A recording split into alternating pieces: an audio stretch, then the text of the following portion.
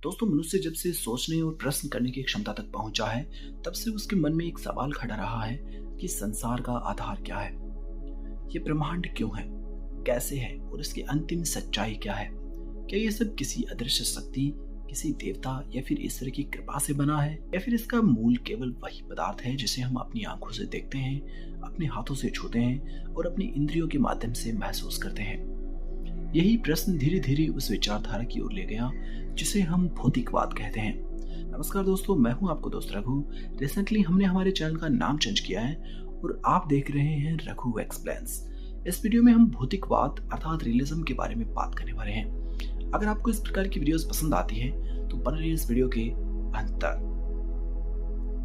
दोस्तों, भौतिकवाद का सीधा सा अर्थ है पदार्थ को ही अंतिम और वास्तविक सत्ता मानना। ये मान्यता कहती है कि इस संसार में जो कुछ भी है उसका आधार और मूलभूत तत्व पदार्थ है। चाहे वो पेड़ पौधे हो, नदी पर्वत हो, आकाश गंगा हो, सूर्य चंद्रमा या फिर स्वयं मनुष्य क्यों न हो, उसकी सोच, उसकी चेतना, उसका मन और उसकी आत्मा तक सबका मूल पदार्थ ही है। भौतिकवाद इस बात को खारिज करता है कि ऐसी कोई अलौकिक शक्ति है जो हमारे संसार को चला रही है। वो कहता है कि संसार अपने नियमों से चलता है और ये नियम भी पदार्थ की गति और रूपांतरण के नियम है।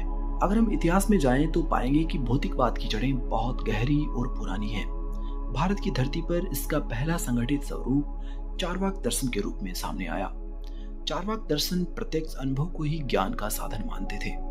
उनके अनुसार जो प्रत्यक्ष रूप से देखा, सुना या फिर महसूस किया जा सकता है वही वास्तविक है। आत्मा, पुनर्जन्म, स्वर्ग, नरक, ईश्वर, ये सब कल्पना है। उनका कहना था मनुष्य को इस जीवन को सुखपूर्वक जीना चाहिए, क्योंकि मृत्यु के बाद न तो कोई आत्मा कहीं जाती है और न ही कोई दूसरा जीवन है। चार्वाकों की एक प्रसिद्ध उक्ति है। वो कहते हैं, जब तक जियो सुख से जियो, ऋण लेकर भी घी पियो, क्योंकि मृत्यु के बाद शरीर राख में बदल जाता है, फिर कभी लौट कर नहीं आता। दोस्तों, यूनान में भी लगभग इसी समय भौतिकवादी विचारक उभरे। डेमोक्रिटस और लिसिपस ने परमाणुवाद का सिद्धांत दिया। उनका मानना था कि इस ब्रह्मांड की हर वस्तु परमाणुओं से बनी है और ये परमाणु शाश्वत है। एपिक्यूरियस ने इस विचार को आगे बढ़ाया और जीवन का लक्ष्य सुख को बताया, और ये सुख भी कोई आध्यात्मिक अनुभूति नहीं था, बल्कि भौतिक जीवन का संतुलित और शांत आनंद था। यूनानी भौतिकवाद ने पश्चिमी दार्शनिक परंपरा को गहरा प्रभावित किया और बाद में आधुनिक विज्ञान की नींव भी इसी दृष्टिकोण से पड़ी। मध्यकाल में जब धर्म और ईश्वर की सत्ता सर्वोपरि मानी जाती थी, तब भौतिकवादी विचारों पर पर्दा पड़ गया, क्योंकि यह धारा पूरी तरह से कभी समाप्त नहीं हुई। कुछ वैज्ञानिक और विचारक लगातार कहते रहे कि दुनिया को समझने के लिए हमें प्रकृति के नियमों को देखना चाहिए, न कि धार्मिक चमत्कारों को। और फिर आया आधुनिक काल, जब विज्ञान ने तेजी से विकास किया। गैलीलियो ने जब दूरबीन से आकाश की ओर देखा और पाया कि ग्रह नक्षत्र किसी चमत्कार से नहीं बल्कि निश्चित नियमों से चलते हैं, तब भौतिकवाद को नया बल मिला। न्यूटन ने गति और गुरुत्वाकर्षण के नियम बताए और सिद्ध कर दिया कि ब्रह्मांड को समझने के लिए किसी अलौकिक शक्ति की आवश्यकता नहीं है। ये सब पदार्थ और उसके नियमों को समझाया जा सकता है। यही वो समय था जब भौतिकवाद केवल दार्शनिक चर्चा न रहकर वैज्ञानिक दृष्टिकोण बन गया। लेकिन भौतिकवाद यहीं तक सीमित नहीं रहा। 19वीं सदी में कार्ल मार्क्स और फ्रेडरिक एंगल्स ने इसे सामाजिक और ऐतिहासिक विश्लेषण के स्तर पर उतारा। उन्होंने कहा कि समाज और इतिहास की गति भी भौतिक उत्पादन और आर्थिक संरचनाओं पर निर्भर करती है। उनका मत था कि मनुष्य की चेतना को उसकी सामाजिक व्यवस्था तय करती है। धर्म, राजनीति, कानून, कला, ये सब समाज की भौतिक परिस्थितियों से उत्पन्न होते हैं। इसे ही उन्होंने ऐतिहासिक भौतिकवाद कहा। भौतिकवाद का सबसे बड़ा गुण यही है कि हमें यह अंधविश्वास से मुक्त करता है। ये कहता है कि हर चीज का कारण खोजो, प्रमाण खोजो और तर्क से समझो। यही दृष्टिकोण विज्ञान का आधार बना और इसी ने चिकित्सा, तकनीक, उद्योग और अंतरिक्ष अन्वेषण जैसे चमत्कारों को संभव किया। अगर भौतिकवाद न होता तो शायद आज हम बीमारियों का इलाज न कर पाते, चांद पर कदम न रख पाते और इंटरनेट जैसी तकनीक की कल्पना भी नहीं कर पाते। लेकिन भौतिकवाद की आलोचना भी की जाती है। कुछ लोग कहते हैं कि यह जीवन को बहुत अधिक सरल बना देता है और मनुष्य के अनुभवों की गहराई को नहीं पकड़ सकता।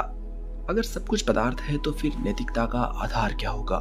प्रेम, करुणा, त्याग जैसी भावनाओं को हम केवल पदार्थ की क्रियाओं से कैसे समेट सकते हैं? चेतना का रहस्य अब भी पूरी तरह नहीं सुलझ पाया है। मनुष्य में भौतिक प्रतिक्रियाएं चलती रहती हैं, लेकिन उन प्रतिक्रियाओं से मैं की अनुभूति कैसे पैदा होती है, ये सवाल अब भी खुला है।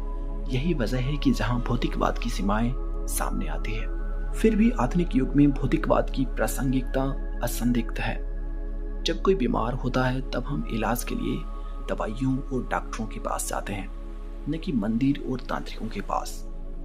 जब हमें ये समझना होता है कि समाज में असमानता क्यों है, तो हम आर्थिक ढांचे की ओर देखते हैं, न कि ईश्वर की मर्जी की ओर। जब हम तकनीक का विकास करते हैं तो ये मानकर करते हैं कि दुनिया पदार्थ और ऊर्जा के नियमों से चल रही है।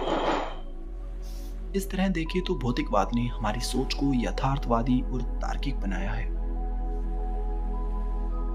निष्कर्ष के रूप में कहा जा सकता है कि भौतिकवाद एक ऐसी विचारधारा है जिसने मानवता को अंधविश्वास की बेड़ियों से मुक्त किया और वास्तविकता के धरातल पर खड़ा किया।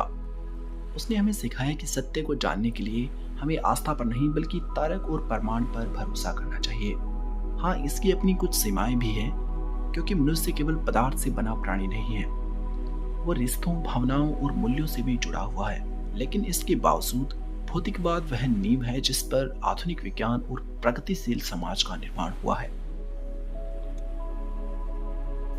दोस्तों, आज के लिए बस इतना ही। अगर आपको इस प्रकार की वीडियोस देखना पसंद है तो चैनल को सब्सक्राइब करें and press the bell icon so that you get notified whenever I upload the next video. My name is Raghu. I'll see you in the next video. Thank you.